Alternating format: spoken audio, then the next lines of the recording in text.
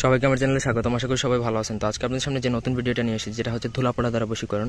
এই বশীকরণ আপনি যাকে ইচ্ছা তাকে করতে পারবেন। সামান্য এক চিমটি ধুলা যদি তার শরীরে যদি স্পর্শ করে, সে ওই মুহূর্তে থেকে সারা জীবনের জন্য আপনার, সে যত বড়ই হনু হোক না কেন, ছেলে হোক মেয়ে হোক, বশীকরণ বা বশীভূত হতে বাধ্য।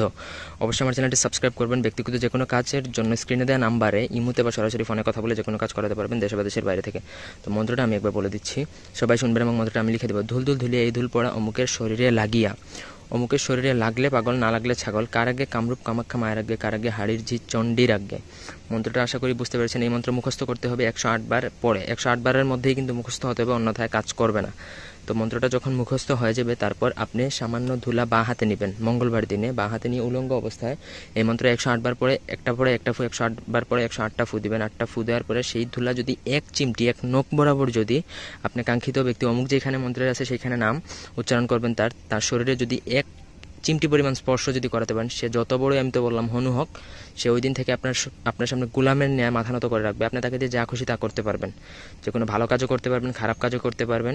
এবং আপনি তাকে খাটে পর্যন্ত, বিছানা পর্যন্ত যদি ডাকেন, সে ওইটা পর্যন্ত বুঝতে পারবে না, সে আপনার কথা অনুযায়ী চলে যাবে। তো আমি আগে বলছি, এটা কোনো খারাপ উদ্দেশ্যে প্রয়োগ করবে না। এটা হচ্ছে ধুলা পড়া বশীকরণ এবং ধুলো লাগবে। আর সেই ধুলাটা সংগ্রহ করতে হবে চৌরাস্তার, অন্য কোনো রাস্তার ধুলা সংগ্রহ করলে কাজ হবে না। সুতরাং সম্পূর্ণ ভিডিওটা দেখে পুরো বিষয়টা বুঝে তারপর কাজ করবেন। তো আর ব্যক্তিগত যে কোনো কাজের জন্য স্ক্রিনে দেওয়া নাম্বারে ইমুতে বা সরাসরি ফোনে কথা বলে যে কোনো কাজ করাতে পারবেন, দেশে বা দেশের বাইরে থেকে। সবাই ভালো থাকুন, সুস্থ থাকুন। ধন্যবাদ সবাইকে। আল্লাহ হাফেজ।